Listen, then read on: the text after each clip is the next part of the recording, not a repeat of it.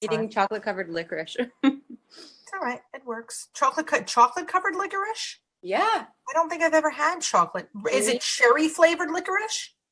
Yes, I think so. Strawberry, maybe. Chocolate covered licorice. Oh my gosh, I didn't even know that chocolate covered licorice was a thing. Neither did I, but Charlie got some for Valentine's Day, and his mom made it, and it's so good. I just tried it. All right, well, we are live now, eating chocolate covered licorice post Valentine's Day, which I didn't know was a thing. I am Natalie Diaz, who is the big cheese here at Twiniversity. That is our official business title. Do you even know that, Alex? That's my official business title.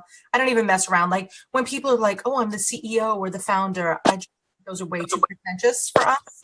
And to get the real essence of what I do, we just went straight up big cheese. I contemplated Big Kahuna, but I was like, that's tough to spell for some people. So we're going to skip that. But we have live chats here on the Twiniversity Facebook page, and then we throw them up over on YouTube. And we have real-time discussions with real parents kind of in the trenches. And Alex, we've known you since the summertime, no? We've been playing with you since they were in your belly and like quiet. And things were silent. Things were much more quiet. Did you, and you probably thought it was noisy then too. Yeah, I did. Yeah, all So Alex has two older children, both named after amazing aviation historical people, which that's how I remember your children's names, by the way. I could barely remember my own children's names. Charlie and Amelia always are right up there. So we're going to be asking questions. We're going to be talking to Alex today, asking questions. Alex has some stuff that she wants to talk about today, but this conversation is really a general conversation that's had not just by me and Alex, but by you too. So Julie is behind the scenes, our wizard at Twiniversity. So if you do have questions for Alex or I during the live feed, do not hesitate to just shoot them over to us. Julie will send them to me, and then we will try to answer them live. So officially, Alex, you want to introduce yourself? Tell them how old your older children are, how old the Twinnies are. Let's go there first. Okay. So I'm from London, Ontario, born and raised here and never left. My husband's from Barbados, and we have 4 beautiful children now. It feels unreal to say all the time. Amelia is 4. She just turned 4, and Charlie just turned 2. And the babies are going to be 4 months old next Friday. And we have Hallie and Fiona. Oh, my goodness. Yeah. How are they doing since they've been home? Because they're pretty much just got there 10 minutes ago, but now you're in the swing of things now. So what's your days looking like? The structure's getting a lot better. We get up on weekdays every day in the morning. Everyone in the house gets up, and we leave the house at 8 o'clock, and I take Charlie to daycare, Chris to work, Amelia to school, and then I'm back here by 9. And that whole time, luckily, babies are sleeping if we get them up at a certain time. And then we kind of play for a bit, and the babies have a long nap in the middle of the day, which gives me some I would say free time, but it's really not, because I'm trying to like get the house tidy again or do laundry. And then we head out again. I head out with the babies again at like 3:30 to go get Amelia, go get Charlie, and come home. And then like the end of the day, it's just a hamster wheel right now. So I'm trying to enjoy the little moments, but I do really look forward to when things get a little more interesting. Yeah. Do you have anybody coming in to help you at all during the day?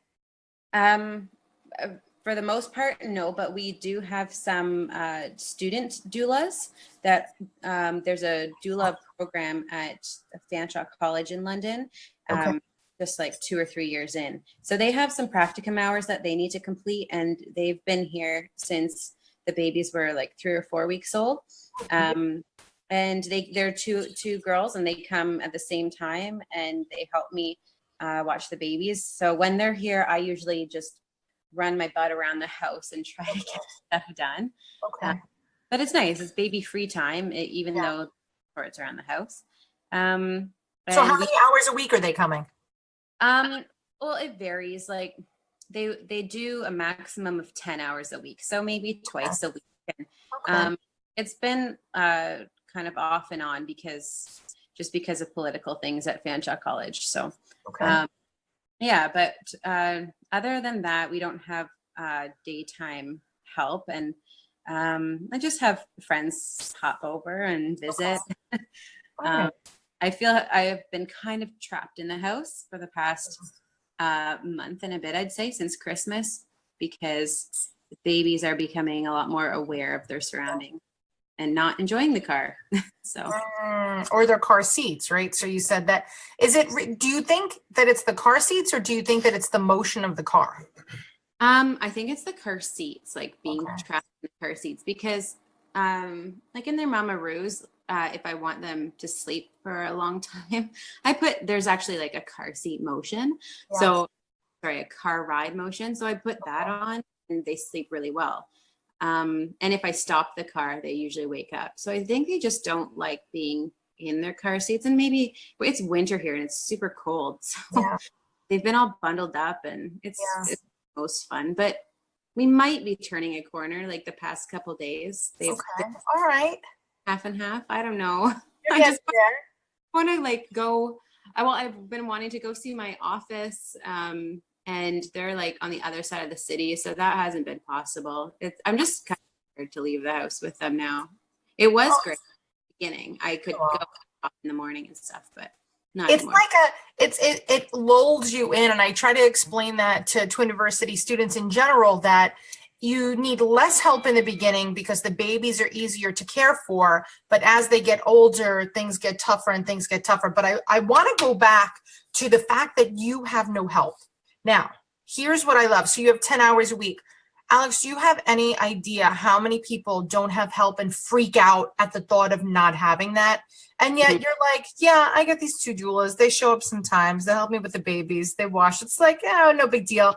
But you also have the benefit of like being an experienced mom and being like, I got this down. I could change a diaper. I know how to feed. Yeah. You know, I know when to freak out. I know when not to.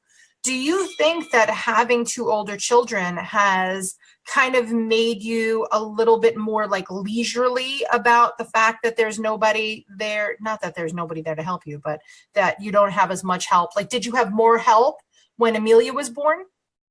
No, not really. Like I don't want to say we didn't, like, I don't have daytime help. I don't have someone here during the day to help me. That's not to say that we don't have help, because we have some great people in our lives that have been amazing. My mom and dad, my mom does a lot. My sister does a lot. And usually that's evening help. Like, and it's help with the older kids. My mom will take Amelia and or Charlie. She'll pick them up from school and she'll take them for sleepovers and take them. Amelia's just started volleyball on the weekends. How high is that net? It's still pretty low. It's probably like 5 feet, but she really likes it. So that's a relief for us. And then we have a really good friend too, who takes Amelia to swimming lessons on Thursdays. Okay. And so when I say I don't have help, like I have intermittent help. And so during the day, I feel like I can get through it on my own. And so you're back to your question, having the two older children first, I think that has been a huge help, because I kind of know what to expect. And I was scared at first. Like I had my doula hours a week. Okay. These were 8 weeks. And when she was almost done, I was like, what am I going to do? I'm scared to be left alone with them. I'm scared to tend and feed them on my own. Like there were lots of parts of me that were scared, but it's nice. Amelia and Charlie, when we get home at the end of the day, they entertain each other. I think it's a lot easier than, in my perspective, having first and being like not knowing a whole lot about keeping a baby alive. Yeah, sure.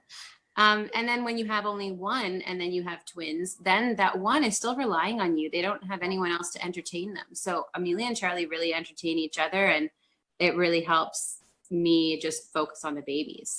So the moral of the story is, if you have an older child, have a second singleton and then have the twins. Yeah. Is that the advice that you're putting out there to the general public?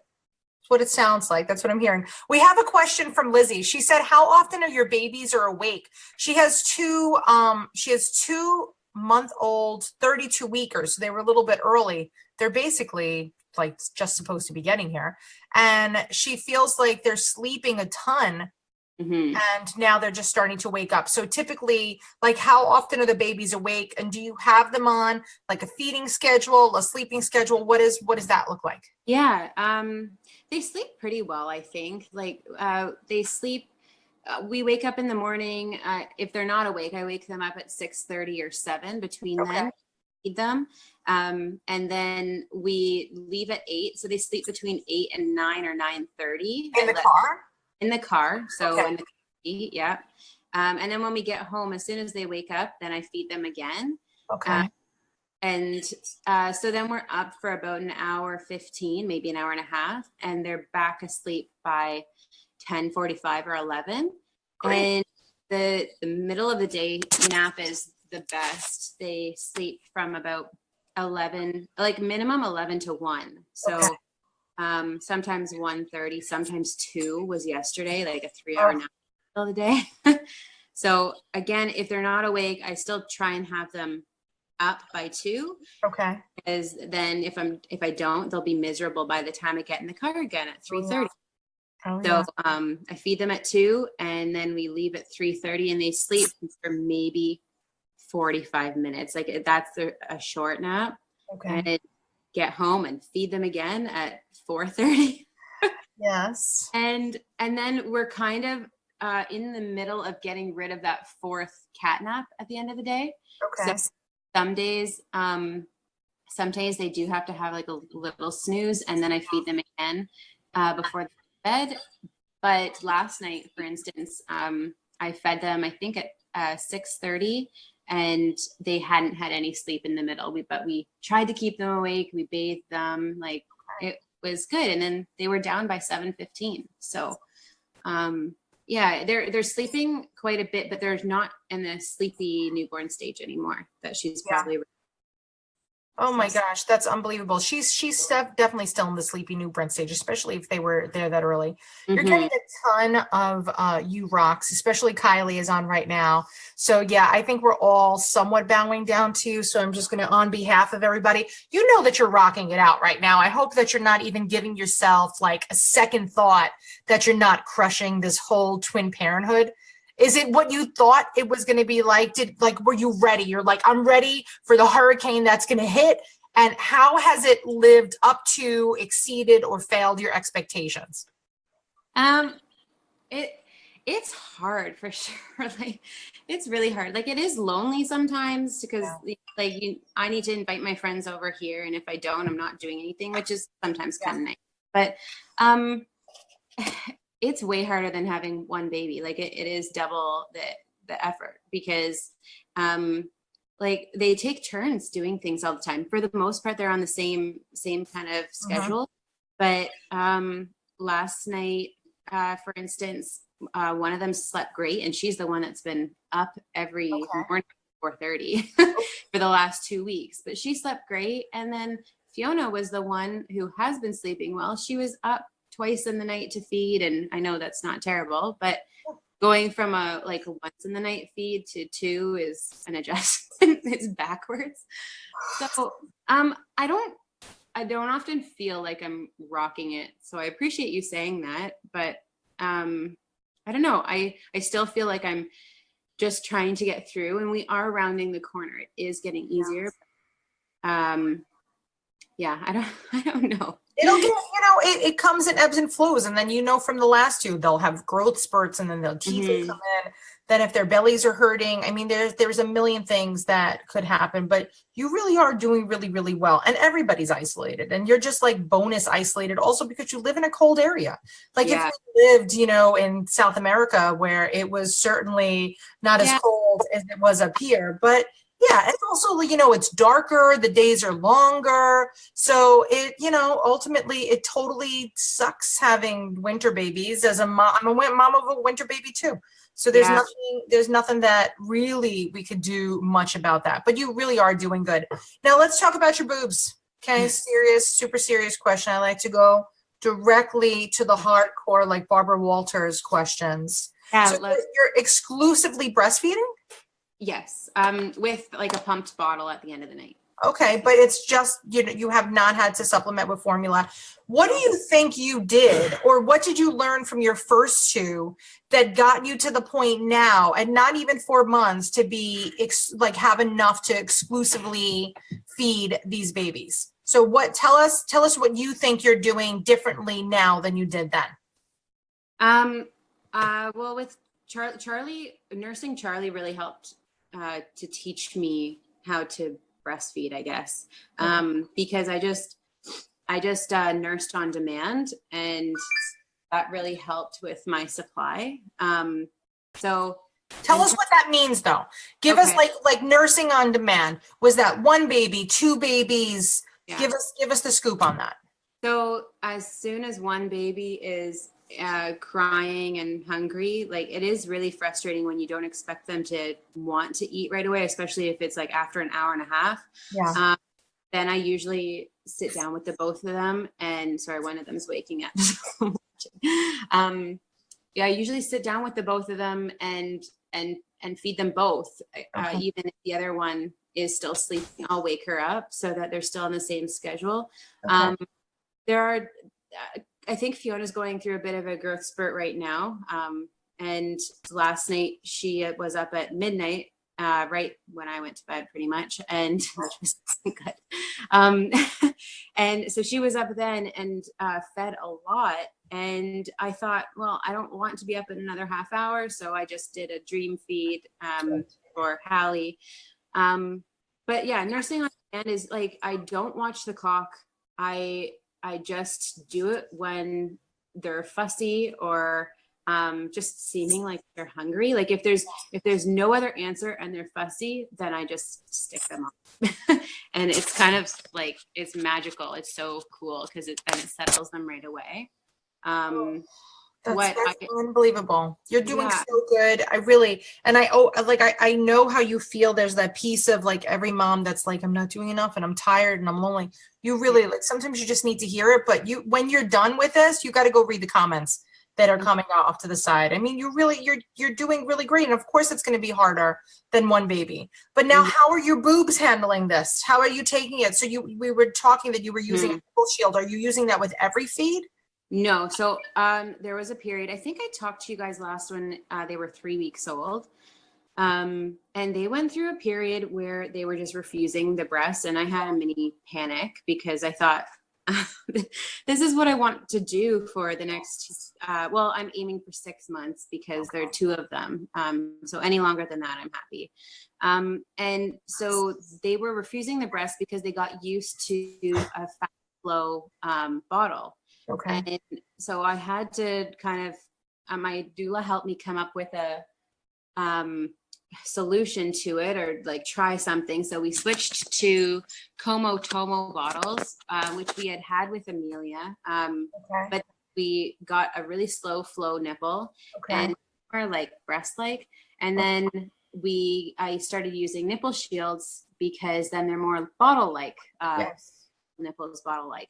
So when I was able to I switched them to the different bottle, then I started doing like every other feed with the nipple shield and then all nipple shield. And then I was able to like take it away here. And so it took wasn't that long, actually. It sounds like a long process, but it was only a week to get them back on the breast. Okay, so hold on. I'm going to repeat to what I think you just said. So when they were born, they were like, everything's okay and we're breastfeeding. And then they're like, no, we hate breastfeeding. And the doula is like, let's try these bottles. So you were pumping, you were giving them breast milk in the bottles. And then everything was like, they were good with the bottles. And then the doula is like, let's try a nipple shield. So she gave you a nipple shield and the baby's like, oh, I get this. This is more like the thing that I've been happily drinking out of for a while. And then slowly you got rid of the nipple shields, and now you're just to the tap full time. Oh my gosh, it's so, I could smell it. It's deliciousness. Sorry, second. I just need to put that. You could literally throw us on the floor. No one is even going to believe about it. I'm going to turn you around. Do you still see me?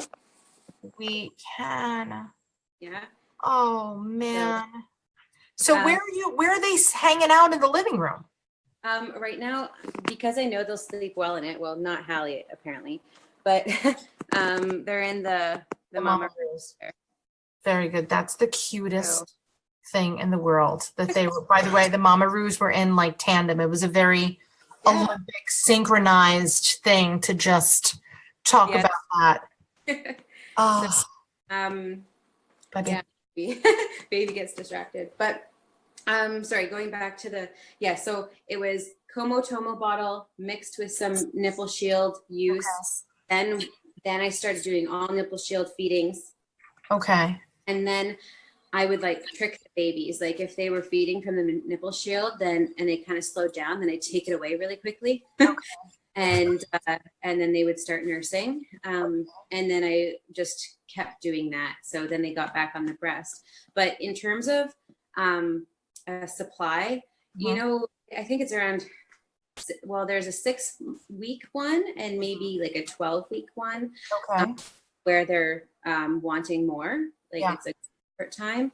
I was really worried that I wouldn't have supply, and the babies were fussy after feeding, and I was trying to swap them. So they were fussy after using the bottle or just after every feeding period at the end? After every feeding. So by 6 weeks and by 12 weeks, Okay. they're exclusively breastfeeding, no nipple shield, no bottle. Okay. So then they started just being fussy, like they were still hungry and wanting more. So I was getting a little worried that I didn't have enough. And I've started, well, I'm taking supplements. Okay. To like, What are you taking? I'm taking fenugreek, Okay. goat's brew. Okay. And that was the first time I heard of that. And also eating oatmeal in the morning with some ground flax. Haven't done the brewer's yeast yet. So I have the stuff to make cookies, but I just haven't gotten around to it. So I'm doing those things. And then I added a couple pumping sessions too. So after they go to bed and before I go to bed, there's about at least 3-hour chunk. Okay. So I pump before I go to bed, and then in the middle of the night after they're feeding, if I feel like I still have some, then I go and pump again. Good. And that bottle I use, that milk from that I use for the following evening. And the baby that seems fussier, usually it's the one who's had a specific breast because it's the underproducer. Usually it's that baby. Then I give them most of the bottle and then give the rest of the bottle to the other baby. Wow. So it's kind of like a dance, but it's really working.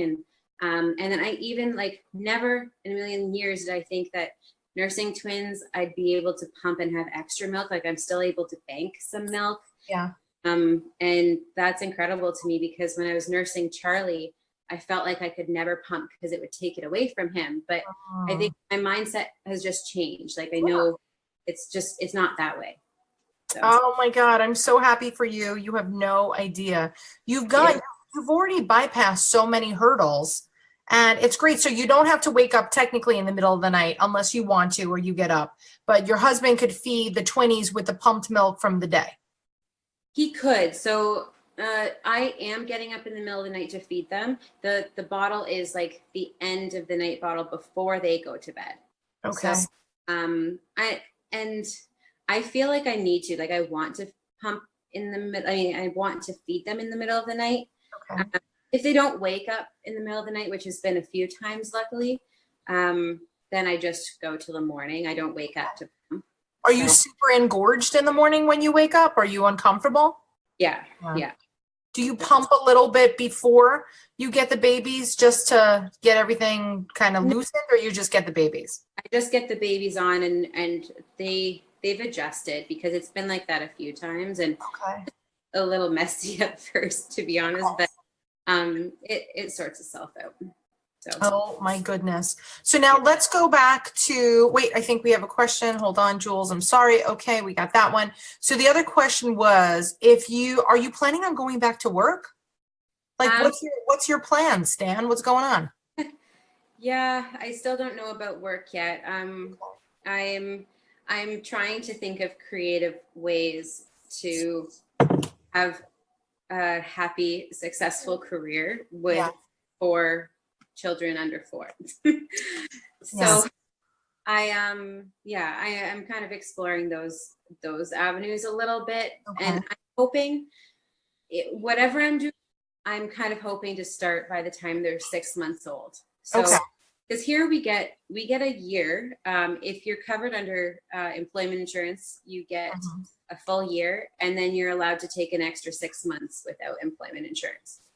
So what is it? Tell me what that means though. So you're still getting your salary for a year, or do you get, I don't understand what that means. So that's what that is? Yeah. So employment insurance, if you pay into it. So as a realtor, I don't pay Yes. in. Okay. Why I want to return after 6 months. Okay. So if you pay into it, which is most jobs, I would say, if you're not self-employed, you get 51% of your pay from the previous year. Okay. So, and some jobs will top it up to 100 for a certain amount of time. Okay. So you're pretty well taken care of. Like, it's definitely a loss, but still, it's a lot less stressful than having nothing. yeah. So that's a big positive. And I've experienced both, because with Amelia, I took a full year mat leave because I was a high school teacher, and had worked that year before she came. So I had that. With Charlie, I didn't have that because I was a realtor. And so I started working with him. He came around with me from 6 weeks. And then with the twins, I haven't even been able to think about work that much. Last week was the first time that I kind of took a look at my resume. I reached out to a couple of people who I knew wanted to buy and sell in the next couple months. So little baby steps, but I'm hoping to get maybe a nanny for like when the babies turn 6 months, and we'll go from there. Again, it's still all up in the air. Well, it's always, I was talking to somebody this morning. It was a friend of mine that's like, oh, I'm going to go back to work, and I'm only going to go back to work part-time, and then I'll have a nanny for the twins, and then we're going to hire somebody to come clean the house twice a week. And so I said, do you actually do the math on on how much you're going to be making versus how much you're going to be paying out?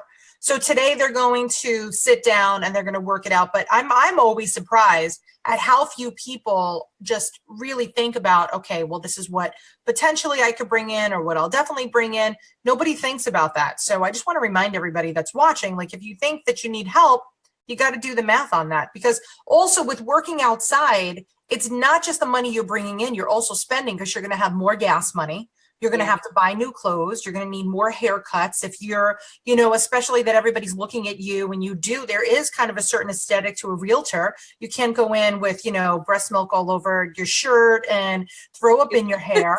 So although I feel like you'd make the sale easier if that was the case, that might be why, like, you did so well with Charlie, is everybody like being, oh, this poor mother having to take her baby out at 6 weeks to sell a house. You can do that with the twins. I'm all for it. Actually, that could be your marketing, thing. You could have them on the card and be like, this is why I'm working, is because I have not thought about it. Yeah. No, I would think about it in a second. Absolutely. So it's so funny. There's this Canadian journalist that I wish Rashina was on with us. There's this Canadian journalist that follows us, and she's on your TV a lot. Is there a big Canadian journalist that has twins up there? Jessie Cruikshank? Yes. Yes. Yeah. Her twins are so beautiful. Yeah.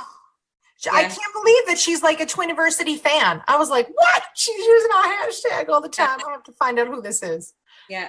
She does some fun things. She's hilarious. She did a Instagram video she went to like a talent agency, and she was speaking to somebody about basically like, I should put my children in TV. This is a new revenue stream that I could experience. I thought Yeah. that was so funny. So yeah, so I was thinking of you yesterday because I was like, oh my God, I got to ask Alex about this chick. So with that, you're going back to work. Maybe we don't really know what's happening, but you're trying to go in for the full 6 months with the Yeah. breastfeeding, which is unbelievably admirable and really will make a difference because formula is cool, but if you can, you should. It's always good. But I'm like totally, you have no idea. And you know, I speak to a lot of moms. I'm so impressed by you. You have no idea. Really, like that you're doing this and you are going to be the story that I tell other people to give them hope. So it's because a lot of people just assume they can't. They don't even try. They just assume that they can't do this. It's not a possibility. They're going to have to sell jewelry to, hire a nanny immediately after the hospital. So the fact that you're in, it's really, I mean, I'm so proud of you too.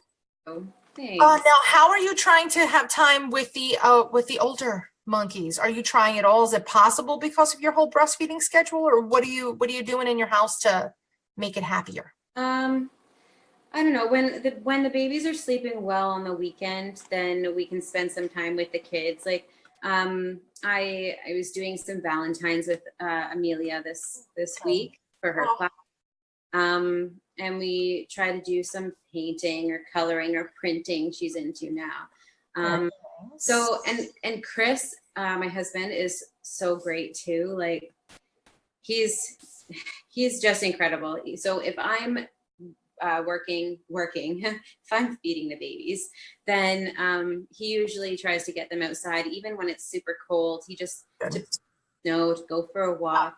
And it is hard because we do have things that need to get done around the house, just like every household. Of course. But the kids are obviously happier when they are with mom or dad. So we've been doing that. We did have a babysitter come maybe for the last couple of months. She was coming like every week or every other week just for 3 hours on a Saturday morning. Nice. So Chris and I could go run some errands, and then she could play with the kids so they get some undivided time. Very good. She's just in grade 9, like 9th grade. So, and we knew her before. So that was good.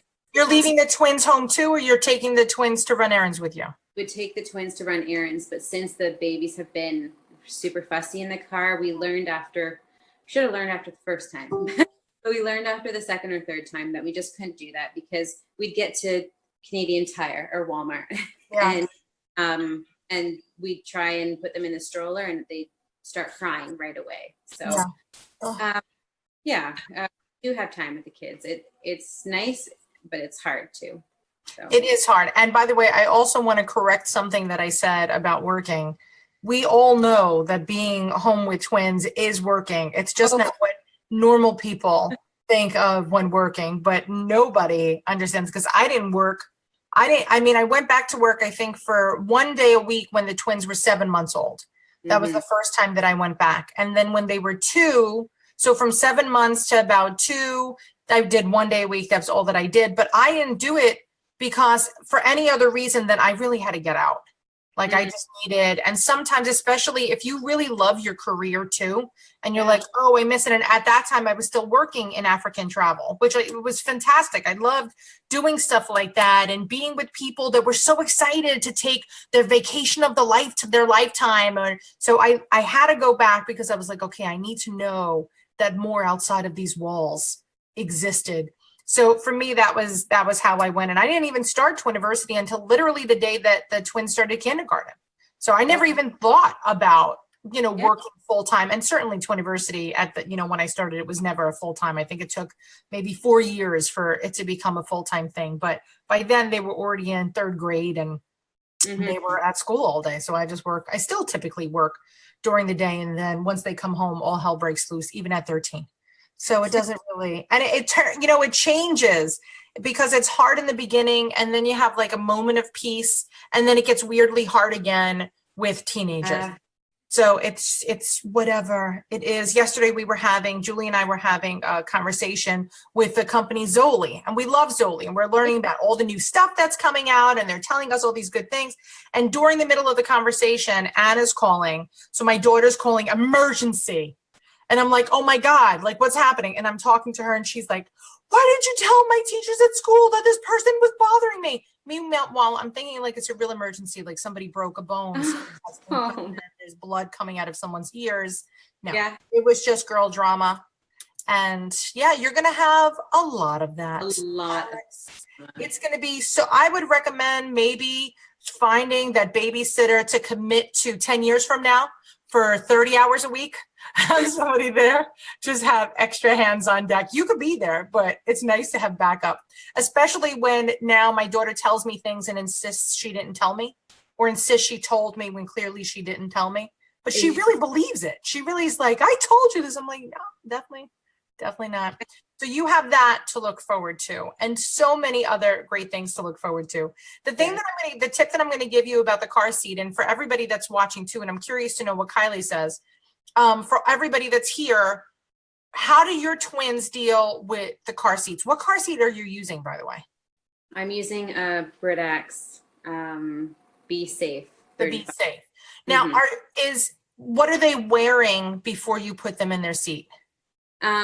They wear just like usually their clothes, and then I put on like a full body fleece. Okay. That has like little mitts and feet and stuff. Okay. It's a zip up one. It's not very thick. It's like sweater kind of thing. So put them in that and then buckle them in, and then they do have a thing that goes over it. Okay. Over the seat part that's fleece, so it doesn't touch them, but it should make them feel like safe and protect. Yes. From the wind and the cold. Oh. So. Now, have you tried to, once they're in the car, to unzip that top fleece so they could get a little bit more air in the car? No, I haven't. Older's always better. I know, like, we in general, we're always like, oh, keep the babies warm. But just like we get overheated, they get overheated too. Mm-hmm. So and plus, if you're in the car and you're wearing your coat and you're putting on the heat, that could be really hot to them, because they're virtually wearing your coat plus an extra blanket on top of them. Yeah. So they could be getting crazy hot and sweating in their little clothes. It could be. I don't know how I could unzip it though, because it's like the buckle is right over the zip. Oh, well, Julie, could you link, I think it's JJ Cole, that makes a cover that goes over the seat. Yeah. And then it does have a zipper. So show you what I have.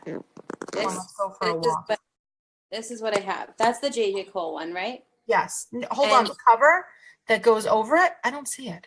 The pink thing? This black thing. Oh, the black thing. So you could unzip that just the way that it is right there. Oh, okay. Yeah, I guess. Just that. Like, that's what I mean. So see, you're just venting it, because then when you get out of the car, you got to zip it back up. That's exactly what I mean. That's literally it. So I would try to unzip it and see if maybe they get a little more comfortable, because that's like, we always forget the baby should technically always wear one more layer than we are. But if they're wearing their clothes and their fleece, then that's too, like that's the equivalent of your clothes and your jacket and the fleece. It just may be too hot. Yeah, it could I know with the heat, like my kids could tell you, and you could even ask the older kids, like, are you hot back there? Like, are they melting? Do the older ones take off their coats in the car, or they wear their coats in their car seats? They don't wear their big winter coats. We take those with them. They wear like a reversible, lighter, almost like a fall jacket. Like in the car, and then they put on their coat when they get out. Yeah, well, not really. No, they put on their coat if they're going outside to play, but from car to the door, we don't. They just.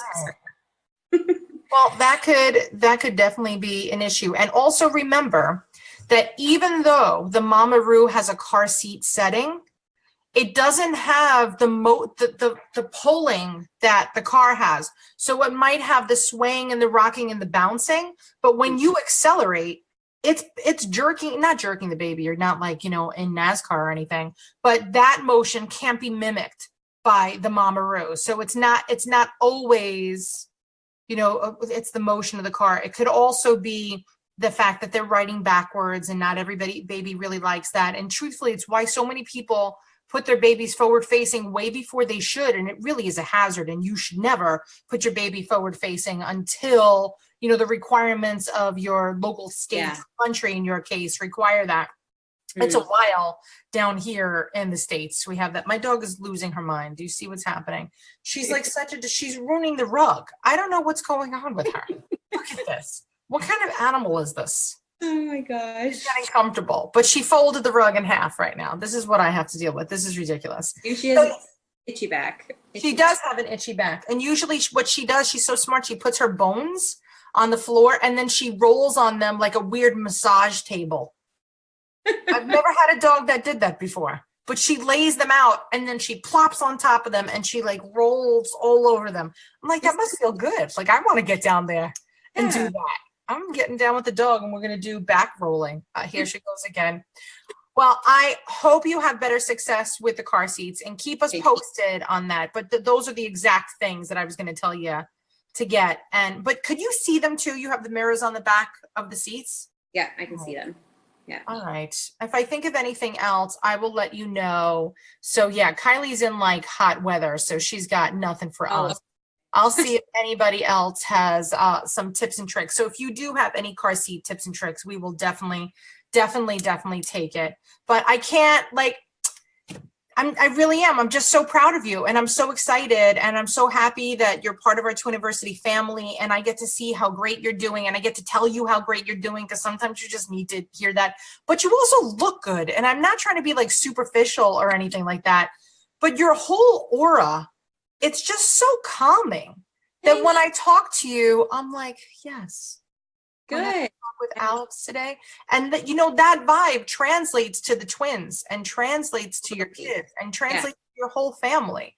So even if you feel like you're having a total nervous breakdown inside, just keep this up, Alex, because it's great for everyone. It's beneficial to everybody. So go back, try to throw her back into her Mama.